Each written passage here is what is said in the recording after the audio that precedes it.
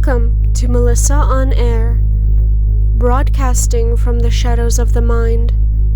Step inside if you dare. The veil is thin and I'm your guide. Now let's begin, so tune on in.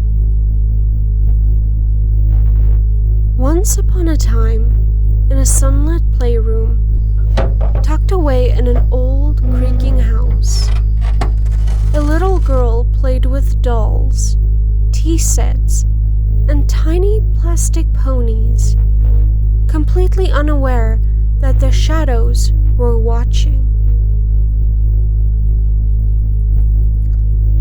I remember the playroom well.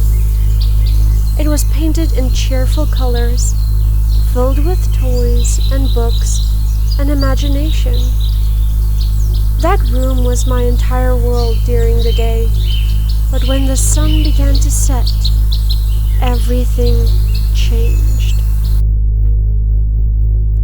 The air would grow cold, the toys would shift ever so slightly, as if remembering they were being watched.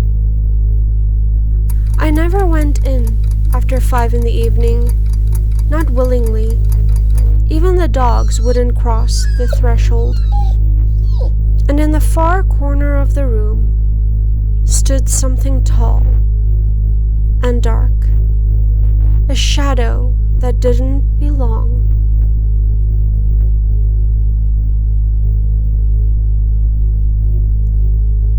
They say bravery is born in the moments when fear dares us to move. But I wasn't trying to be brave. I just needed my teddy. It was a soft, worn-out thing, more love than fabric by then, and I couldn't sleep without it. I had left it in the playroom earlier that day. I remember standing outside the door, the hallway dimly lit, the air unnaturally still. Even the usual nighttime sounds, the chirping of crickets, the creaks of the old house, had gone silent, as if holding their breath. I reached for the light switch, flicked it up. Nothing. No light. Just darkness.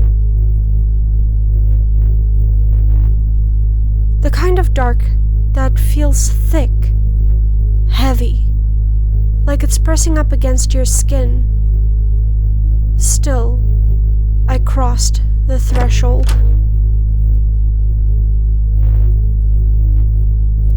The door slammed shut behind me. With such force, it rattled the walls. I didn't move, couldn't move. I was frozen there, my little hand still outstretched towards the light switch that never worked. And in the far corner, the shadow. It was always there, but now it was moving. Not stepping, not gliding, just expanding, like smoke filling a room. It grew taller, wider, darker. A shape with no face, no eyes, but somehow it was looking at me. And then, the dogs.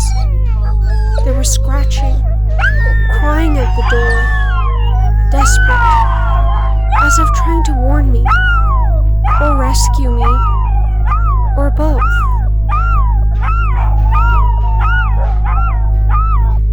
And just when I thought I'd be swallowed whole, my dad opened the door. I ran. I didn't look back, and I never, ever enter that room again after dark. Not for my teddy, not for anything.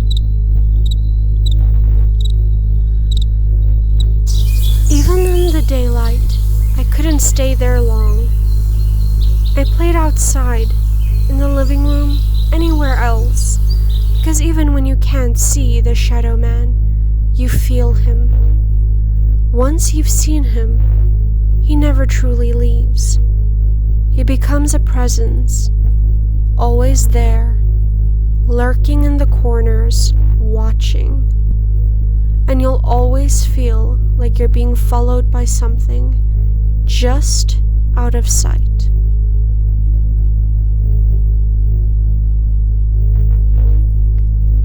I still don't know what that shadow being was. A ghost?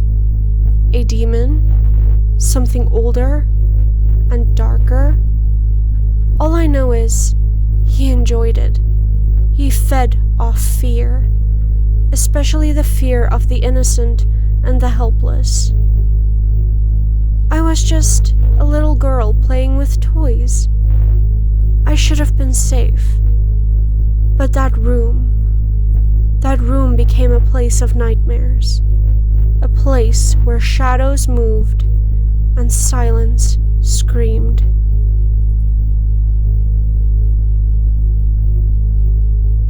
Even now, as I speak of it, I can still feel his gaze.